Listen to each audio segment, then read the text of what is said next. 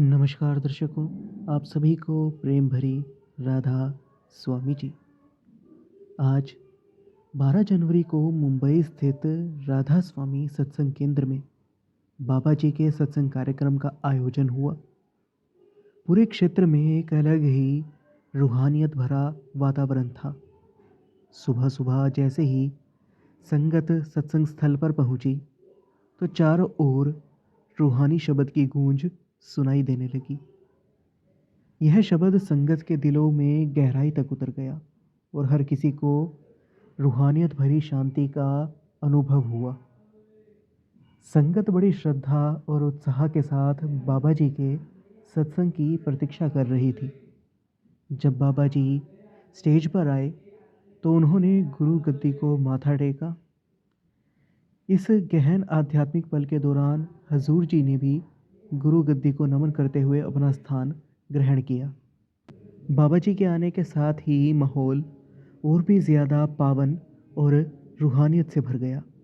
करीब 9:30 बजे सत्संग प्रारंभ हुआ और बाबा जी ने संगत को अपने वचनों के माध्यम से जीवन के गहरे अर्थों को समझाने का प्रयास किया। आज जिस वाणी की तर्ज पर बाबा जी ने सत्संग फरमाया, वह थी, हर की पूजा दुलंभ है संतो, कहना कछू न जाई। इस वाणी के माध्यम से बाबा जी ने समझाया कि जीवन की सच्ची पूजा केवल बाहरी कर्म कांडों या फिर रस्मों में नहीं होती। उन्होंने बताया कि सच्चा आध्यात्मिक विकास तभी संभव है जब हम अपनी आत्मा को उसके मूल स्रोत यानी परमात्मा से जोड़ने का प्रयास करें। बाबा जी ने यह भी स्पष्ट किया कि बाहरी साधना जैसे पूजा पाठ और अनुष्ठान आध्यात्मिक यात्रा की शुरुआती कदम तो हो सकते हैं, लेकिन असली तरक्की तब होती है जब हम आत्मचिंतन और आत्म साक्षात्कार की ओर बढ़ते हैं। बाबा जी ने कहा कि सच्चे गुरु की पहचान केवल बाहरी दिखावे या उनके आचरण से नहीं होती। सच्चे गुरु का काम केवल बाहरी ज्ञान देना नहीं है, बल्कि हमारी आत्मा को जागृत करना और उसे सच्चे मार्ग की ओर ले जाना है। उन्होंने कहा कि गुरु की वाणी और उनके उपदेश हमें आत्मा की गहराई तक ले जाने का माध्यम है। यह ज़रूरी है कि हम केवल सत्संग में उपस्थिति दर्ज कराने तक सीमित ना रहें, बल्कि जो गुरु के वचन होते हैं उनको अपने जीवन में उतारें, अपने जीवन में अपनाएं। बाबा जी ने संगत को चेताया कि केवल सत्संग में आकर शब्द गाना और अरदास करना काफ़ी नहीं है। अगर हम ऐसा केवल दिखावे के लिए करते हैं तो इससे कोई परमार्थ का लाभ नहीं होगा। इसी तरह अगर हम सत्संग के मर्म को नहीं समझेंगे, उसे समझे बिना केवल एक रस्म की तरह, एक फॉर्मेलिटी की तरह निभाते हैं, तो हम अपने जीवन का असली उद्देश्य नहीं पा सकते। बाबा जी ने इस बात पर जोर दिया कि दुनिया की मोह माया में फंसने से हमें केवल कुछ क्षण का, कुछ टाइम का सुख मिलता है, लेकिन सच्चा आनंद और शांति हमें अपने अंदर की यात्रा से ही मिलती है। उन्होंने संगत को यह भी बताया कि इस शरीर को और इस जीवन को हमें एक साधन के रूप में देखना चाहिए, जो हमें परमात्मा तक पहुंचाने में मदद कर सकता है। बाबा जी ने एक गहरी बात समझाई कि यह शरीर मालिक का दिया हुआ है और हमें इसका उपयोग सही दिशा में करना चाहिए। जब यह शरीर स्थायी नहीं है, तो दुनिया की चीज़ों से भावनात्मक रूप से जुड़ना भी सही नहीं है। उन्होंने समझाया कि जैसे कोई गाड़ी हमें उपयोग करने के लिए दी जाए, लेकिन वह गाड़ी हमारी नहीं होती और असली मालिक उसे जब चाहे वापस ले सकता है। इसी तरह यह शरीर, यह जीवन भी अस्थायी है और इन्हें परमात्मा की भक्ति के लिए ही इस्तेमाल करना चाहिए। जब परमात्मा का हुक्म होगा, वो इस शरीर को इस जीवन को वापस ले लेंगे। और अगर हमने इस जीवन का सही लाभ नहीं उठाया, इस जीवन को नाम की भक्ति में, नाम की कमाई में नहीं लगाया, तो मरणोपरांत हमारे हाथ पछतावे के सिवा कुछ नहीं लगेगा। बाबा जी ने मीराबाई के जीवन का भी उदाहरण देते हुए संगत को सिखाया कि जीवन की असली खुशी केवल नाम की भक्ति में है। मीराबाई, जो मेवाड़ की रानी थी, उन्होंने सभी सांसारिक सुखों का त्याग करके नाम की भक्ति को अपनाया। उन्होंने अपने अनुभव को शब्द के ज़रिए समझाया है।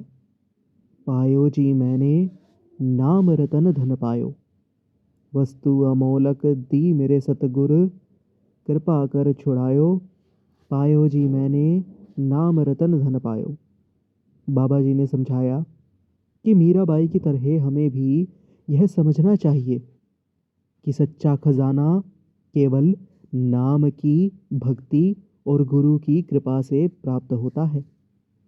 बाबा जी ने संगत को यह भी समझाया कि ध्यान और सिमरन के माध्यम से ही आत्मा और परमात्मा के बीच की दूरी को मिटाया जा सकता है। उन्होंने समझाया कि ध्यान और सिमरन हमारी आत्मा को उसकी असली पहचान से जोड़ने का सबसे सरल और प्रभावी तरीका है। बाबा जी ने संगत को प्रेरित किया कि वे अपने अंदर झांके और आत्मचिंतन के माध्यम से अपने असल अस्तित्व को समझने की कोशिश करें। बाबा जी ने समझाया कि परमार्थ का अर्थ केवल बाहरी पूजा पाठ या रस्मों तक सीमित नहीं है। यह एक गहरी भावना है जिसे हमें अपने जीवन में अपनाना चाहिए। उन्होंने संगत को यह समझाने के लिए प्रेरित किया कि गुरु की वाणी केवल सुनने के लिए नहीं है, बल्कि उन्हें अपने आचरण और जीवन में लागू करना चाहिए। बाबा जी ने समझाया कि जैसे कोई बच्चा स्कूल जाकर अपनी उपस्थिति दर्ज कराता है, हाजिरी लगवाता है, लेकिन पढ़ाई पर ध्यान नहीं देता, तो वह कभी पास नहीं हो सकता। उसी तरह सत्संग में केवल हाजिरी दर्ज कराना काफ़ी नहीं है। असली सीख तभी मिलेगी जब हम इन वचनों को समझकर अपने जीवन में उतारेंगे। आज के सत्संग में बाबा जी के वचनों ने संगत के जीवन पर गहरा प्रभाव छोड़ा। बाबा जी ने नाम की कमाई पर ध्यान देने के लिए संगत को प्रेरित किया। इसके साथ ही बाबा जी ने सच्चे गुरु के अर्थ को भी समझाया। गु मतलब अंधकार और रु मतलब प्रकाश, और गुरु का अर्थ यानी हुआ कि जो हमें अंधकार से प्रकाश की ओर ले जाता है। सच्चे गुरु के मार्गदर्शन में ही हम नाम की कमाई करना सीख सकते हैं। नाम की कमाई में, सिमरन में लग सकते हैं, जिसके ज़रिए हम उस परमपिता परमात्मा तक पहुंचने के रूहानियत के सफ़र पर चल सकते हैं। संगत ने न केवल आज रूहानियत का अनुभव किया, बल्कि जीवन के उद्देश्य और सही मार्ग को समझने की भी प्रेरणा ली। बाबा जी ने समझाया कि नानक के घर में केवल नाम की पहचान होती है और कोई भी अन्य वस्तु मायने नहीं रखती। केवल नाम की कमाई ही है जो साथ जाएगी।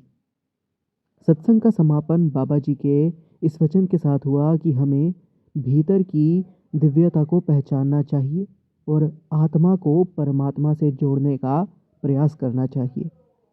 उन्होंने समझाया कि जीवन का असली लक्ष्य, असली उद्देश्य केवल और केवल नाम की भक्ति में है, जो हमें सच्चे आनंद और शांति तक ले जा सकती है। इस सत्संग ने संगत को अपने अंदर झांकने की दिशा में प्रेरित किया और उन्हें भक्ति का सही अर्थ समझाया। बाबा जी के वचनों ने संगत को यह समझने में मदद की कि सच्चा आध्यात्मिक विकास बाहरी साधनों से नहीं, बल्कि आत्मा की गहराई से होता है।